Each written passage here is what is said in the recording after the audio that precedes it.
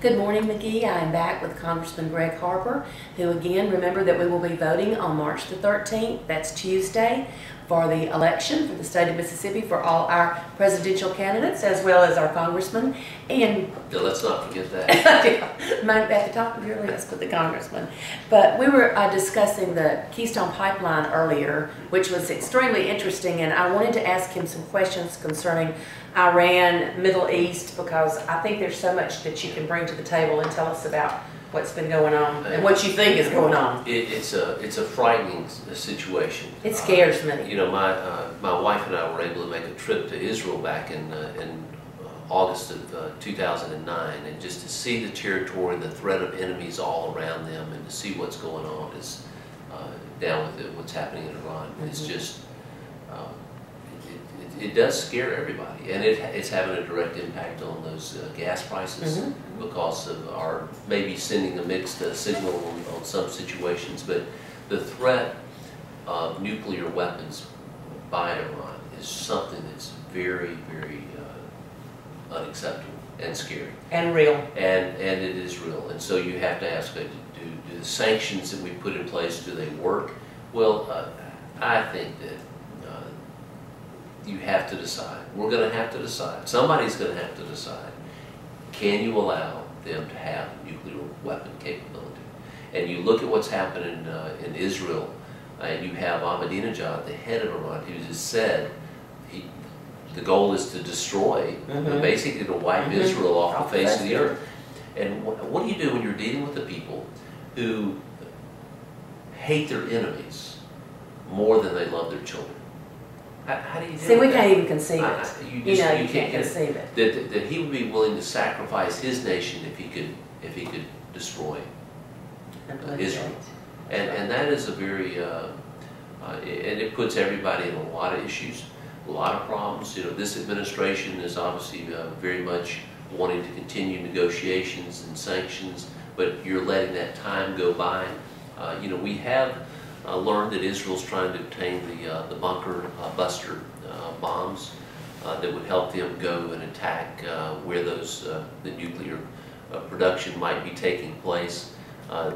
This is something that with Iran even denies the Holocaust. I mean, how can you have an adult conversation with a people like that? So the question will be: will Israel step forward and defend themselves? Will the United States be involved in it? Does Israel have the capability of doing anything against Iran without U.S. support and help, whether that's refueling planes or bunker buster bomb technology or fully on ground troops? I mean, this is something that's going on. And then if you take action, what will Russia do?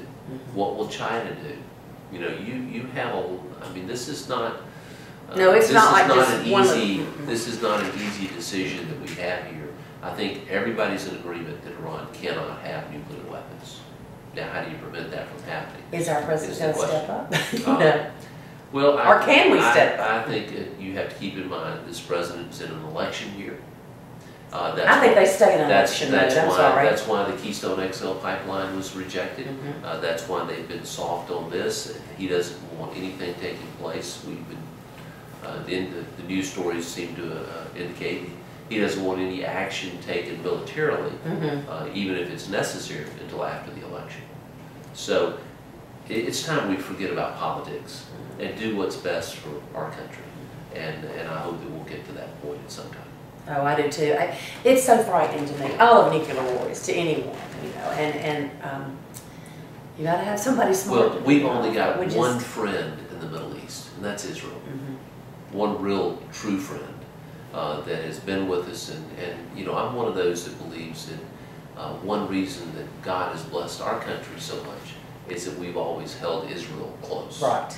And this administration really hasn't done that like we have in previous administrations. That's one of the things that I felt, that we had not stood by Israel as we should have.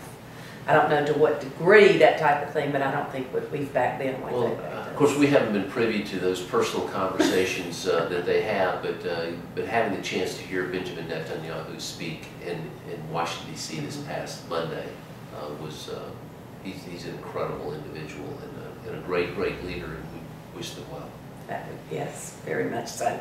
Another question that I have that I'm interested in is the Bush tax, the state tax that is scheduled to expire in 2013, right?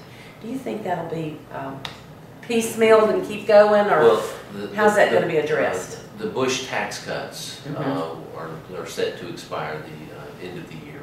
Right. There are a lot of tax things that are there. Will those extenders, will they take place or will they expire? And it's not just that. There are a whole host of those that impact a lot of our businesses that they rely on. There are a lot of energy tax benefits that are there that help with production and exploration on energy issues. All those things are out there that are going to have to be resolved before the end of this year. How that'll go down, it's still a little early to tell. Well, you know, it's a full year. I mean, y'all got, you know, the Congress has a full year with major implications of what can come from any of it. Well, here's been the frustration. We in the Republican-led House, I could probably give you 30 different bills that we passed last year dealing with manufacturing, infrastructure, energy, decreasing some of the regulatory burden. All of those things that were out there that we passed in the House, and they're dead in the Senate. That Harry Reid will not even bring them up for a vote. So it's a very political environment right now, but we need to do what's best for the country. How frustrating. And that is extremely frustrating what's going on right now. Especially when you've worked them in and then they just turn their backs. And they're good bills. Good bills. That's something. I also wanted you to tell us a little bit about the bill you introduced a couple of years ago with the disability bill. I'm not sure exactly what the name of it is. It actually was something we were able to do just through the Committee on House Administration, where I was the only freshman on that committee. And it didn't require legislation. We just worked with. So wonderful! You could do something. It was great. But what we noticed is that we got up there. We have an internship program for college students, but there was no internship program for students that had intellectual disabilities to have a chance to come up and work on Capitol Hill. So we started a pilot program working with George Mason University that has a program called Mason Life that has kids with intellectual disabilities that are going to college. And so we started with 5 offices and about a half dozen kids that came up a couple times a week from George Mason. It was very successful, and then we turned it into a permanent program about 2 years ago. We now have over 20 offices, House and Senate, Republicans and Democrats, and to see what happens, not only with the kids who come in from the first day to the last day, 10 or 12 weeks later, and how they improve and their confidence and their work skills and communication skills improve, but it changes the hearts of the staffs of those offices that have a chance to interact with them, and it's really making a real difference. And guess what? It costs the taxpayers no money. See, and that has to be so gratifying, it's you know, personally, and because you actually are able to get something done. And we're giving some families hope. That sounds great. Don't forget voting March the 13th for your Congressman, Gregg Harper, as well as the presidential, and we'll be continuing our discussion. Thanks.